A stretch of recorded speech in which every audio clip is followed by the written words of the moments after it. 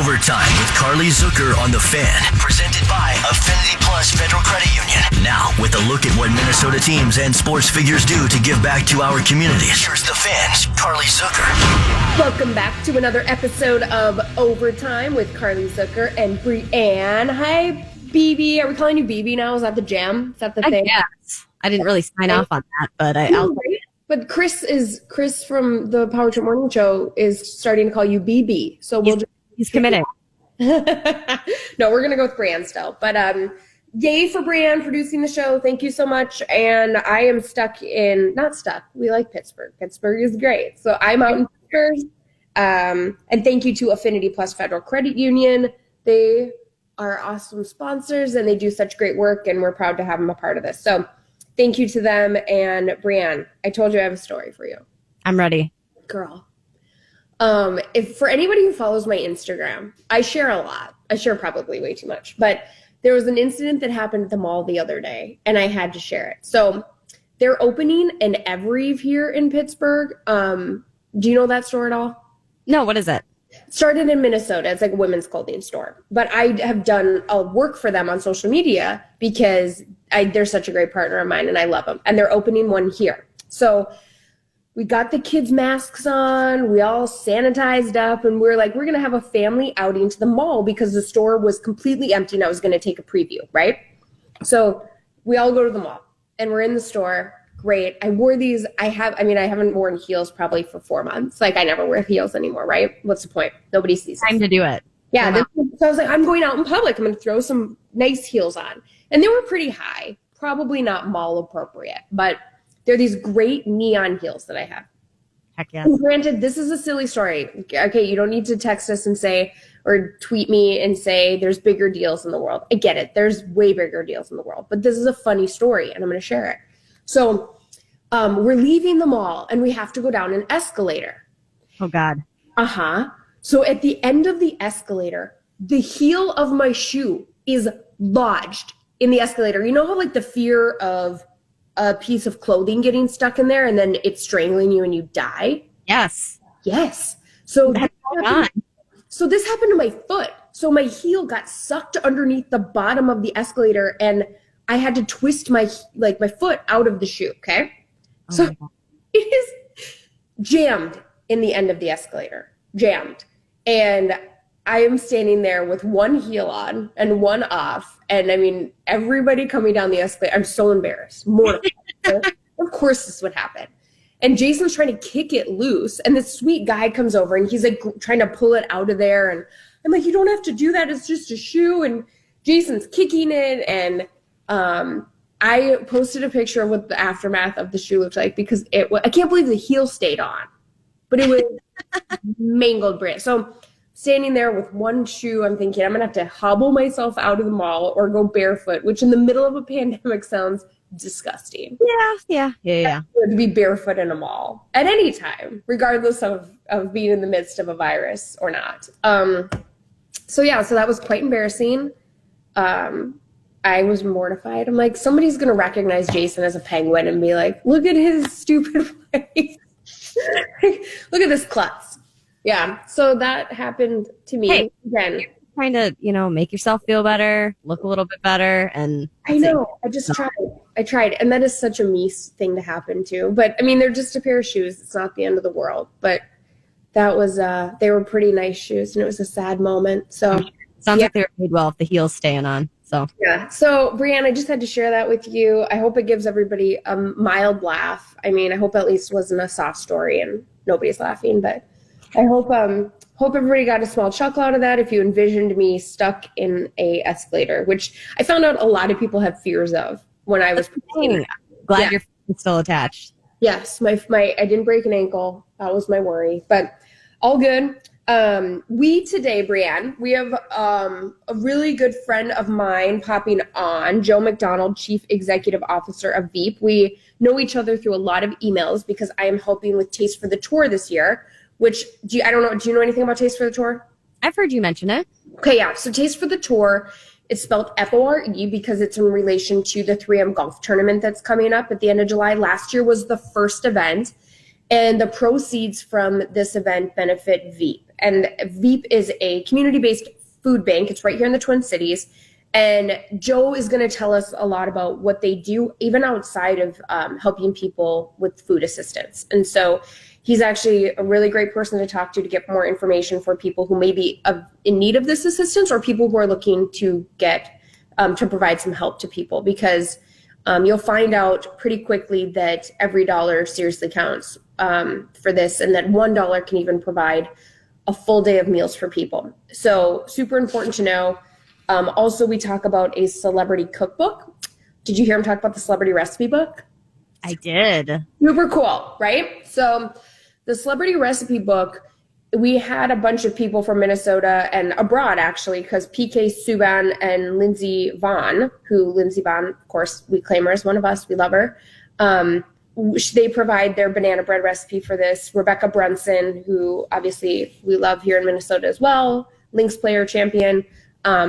Her brother's a chef, so they provide a recipe. Lieber's did. Ben Lieber, of course, friend of KFAN. Lindsay and Ryan Dungy, who are Supercross superstars, and Chef Gavin Kaysen, along with a bunch of other people, provide recipes for this recipe book. And if you donate $30 to Taste for the Tour, which benefits VEAP, then you get this recipe book. So I thought, super cute idea for somebody if you're going to a housewarming party, or if you're going to gift something for Christmas or birthdays. It's something personal, and you can also say to somebody, like, the money for this goes back to a good cause too. So buy a bunch of these books, because I think it's a really good idea. And I'll give you the website quick before we jump into our interview with Joe. It's Fore, Fore, thetour.com. So did you get that, Brianne? Did you get all that? You writing it down?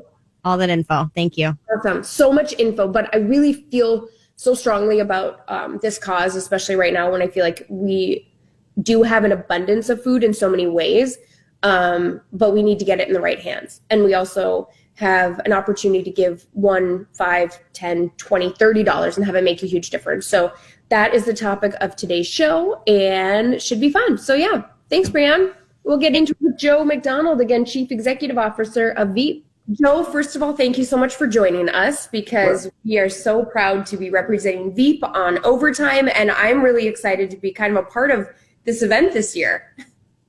That's great. And yeah, I remember last year was such an amazing event. We're doing it differently this year, but super excited, not only by the continued support, but just an opportunity to be a part of this again. It's amazing. When we say VEAP, some people don't know what that means, because of course it's an acronym and it means something. And so why don't you tell people a little bit about VEAP? Yes, the acronym stands for Volunteers Enlisted to Assist People. We are a nonprofit organization that provides food and housing support to residents of Bloomington, Richfield, Edina, and South Minneapolis who are living on fixed and low incomes. We are one of the largest food pantries in the state. Last year, we served over 8,000 households and 24,000 individuals in our food program. I love our mission statement. It says, "Together we create pathways to stronger, more hopeful communities through access to healthy food, housing stability, and supportive services." We really believe that this is a together thing, that we need to come together as a community to care for our neighbors who have needs. Talk a little bit more about that, and how much we need to stress, just not giving people food, but trying to build from within and from a foundation. Yeah, no, exactly. That's one of the thing that I love about VEAP. I've been here for 19 months as CEO. I didn't know before we got here how holistic we are in caring for people. That's our goal. We want to work with household, families, individuals, in not only helping to support them, but also influencing some of the systems that create some of the need. So in addition to providing the food support that we do, we also provide housing support, other social service supports as well. So we want to both provide that assistance in the moment, but also help people build the skills that they need and in order to, care for themselves as well. The thing that I also know is that so many of the people that come to VEAP for assistance are working 1, 2, 3 jobs per household. And they come to us just to help make ends meet, because the jobs they're working aren't providing enough of the money to be able to have the food and the housing support that they need. That when you said that struck a chord with me, because I feel like there can be a stigma attached with people going to a food bank, or our attitude needs to change in regard to the people that do use these food banks, I imagine. Absolutely. People are in vulnerable positions now more than ever with the pandemic, but prior to that, it's not easy to come to a food pantry. And I do think we need to remove that stigma, because people are working very hard and they just need that help to make ends meet. An additional kind of grocery shop at VEAP helps them save money. It puts money in their pocket that they can use for medical expenses or housing expenses. But I agree, we need to remove that stigma for sure. Well, the event we were talking about, of course, is Taste for the Tour. It's in relationship with the 3M Open happening in Minnesota, and you guys are the recipient of the donations made to Taste for the Tour. If you want to talk a little bit about how that relationship came to be and what that means to be a part of a recipient for Taste for the Tour. Yeah, I mean, last year I love the way this started. I think it was like last March. Wayne Kostrowski called up our advancement director at the time and said, hey, we're doing this thing and we'd love to know if you'd like to be the beneficiary. And as a nonprofit, we said absolutely, without even really understanding exactly what we were about to enter into. And I'll tell you, from the lead up to the event last year to the actual event and the aftermath, we are so fortunate to have been invited into this. And the partnership has just developed and evolved since then. We have spent a lot of time with Wayne and Pete Kostrowski. Their partnership has been incredible for us. Wayne has been fighting food insecurity through Taste the NFL for almost 30 years now. Pete has taken over this Taste of the Tour, or Taste for the Tour. And again, it's just been a great partner for us in fighting food insecurity. Tell people on your end what they can do to support VEAP and Taste for the Tour. Yeah, one of the things that comes to mind right away is that celebrity recipe book, something very tangible that if people donate $30, they get a recipe book with, I believe, 19 recipes, 18 holes of a golf course, and then the 19th hole as well. That $30 provides food for one person for a month. We have amazing relationships with our food banks. We have a volunteer corps of about 3,000 volunteers. So our relationship with food banks, our volunteer corps, allows us to provide food for people very efficiently. We can provide food for 3 meals for $1. So a $30 donation gets you a recipe book, and it also allows us to feed one person for a month. And I love this recipe book too, not only because it goes to such a great cause, but I obviously am involved in this and reading a lot of the recipes, and they're actually easy to make too, which is awesome. There's a couple complicated, like we have a few steps in there and they get a little complicated, but a lot of these recipes are actually pretty tangible to make. I was going to say, when I saw Gavin Kaysen was on the list, I felt intimidated for the other people who were providing recipes like yourself. We're like, can you just throw some cans of stuff together?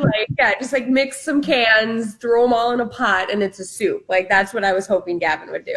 Absolutely. And I had the opportunity to talk to Wayne and Pete this week. Ben Weber was in doing some things. And one of the things we continue to emphasize is obviously financial contributions give us the flexibility to provide where there is the most need, but we still have volunteers. We are prioritizing the health and safety of all of our volunteers and staff and program participants, but we still love to invite people to volunteer and also donate food as well. So I know the focus of Taste for the Tour is on financial contributions, but people can engage with VEAP in a lot of different ways and support us. That's awesome. You touched on this talking about VEAP in general, but right now in the midst of this global pandemic and what we're experiencing, we have seen that the need seems to have grown and that people are trying to help and provide food in various ways, whether it's just drop-offs or, like you said, financially. But what, as somebody who's ingrained in the day-to-day of VEAP, what are you seeing in these times? Yeah, the need is increasing. The need is significant.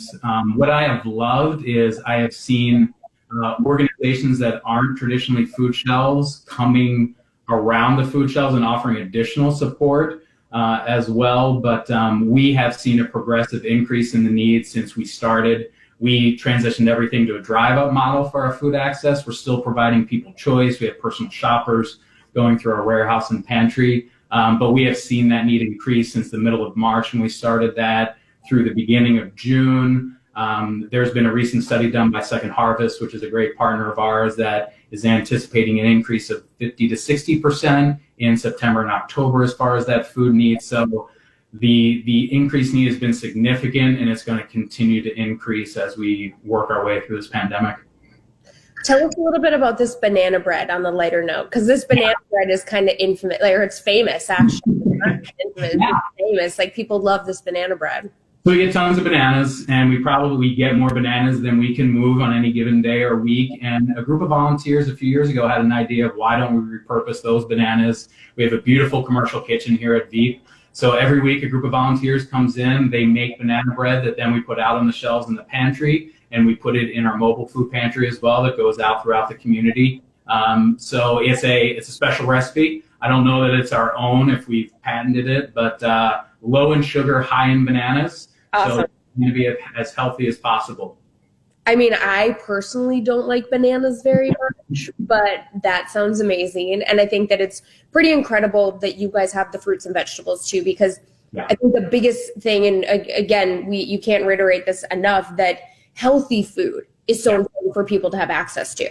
And I would say that is probably one of the things that sets us apart as a food pantry in the Twin Cities. We have a beautiful facility here. We have huge walk-in freezer and refrigerator. Last year in 2019, we distributed 4.3 million pounds of food to 8,000 households, and over half of that was fresh fruits and vegetables. So something we're very proud of. And outside of that, we encourage, when people donate, low sodium, low sugar, whole grains. In addition to that, 2 million plus pounds of fresh fruit and vegetables. We're encouraging those healthy choices as well. We want to give our participants as much choice in that healthy food area as possible. And kids too, because summer hits and they lose the school system to provide meals. And so we want these kids too to be growing up with healthy options. Yeah, 40% of the people who participated in our programs last year were children.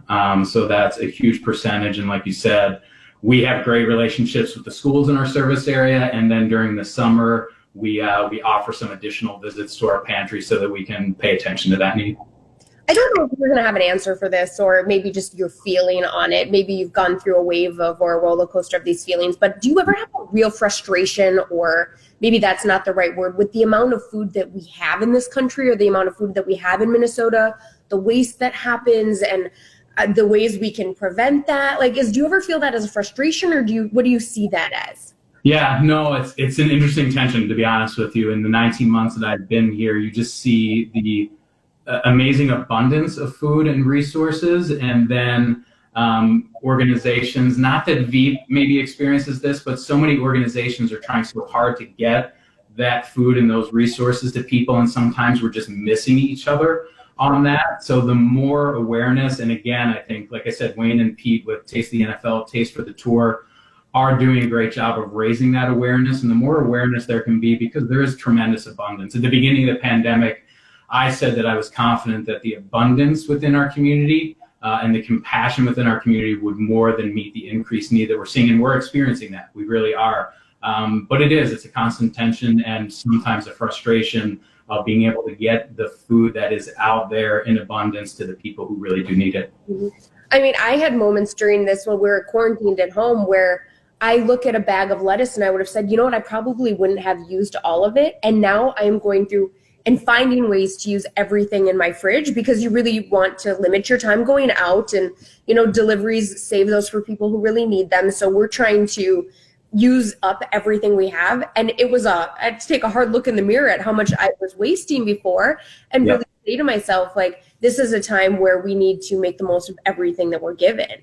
I agree with that. I think my wife and I and my kids, we've done the same thing. We see the things that, sometimes unfortunately go into the compost bin because it's been in the refrigerator too long. In the experience that we've all had over the last 4 months, we're doing a lot better, and we're just more conscious of it. So I think, again, it's that awareness piece. And we even did in the beginning of the pandemic, we saw a reduction in certain things like milk and eggs and sometimes meat, because people were running to the grocery stores to get as much as they could. And then it kind of swung back. So part of me hoped, at least, that there was a bit of a response, like, okay, I don't need to hoard this. I have plenty, so I want to be able to leave some for people who do need it, so it can make its way to the VEAPs of the world to get it to the people who do need it.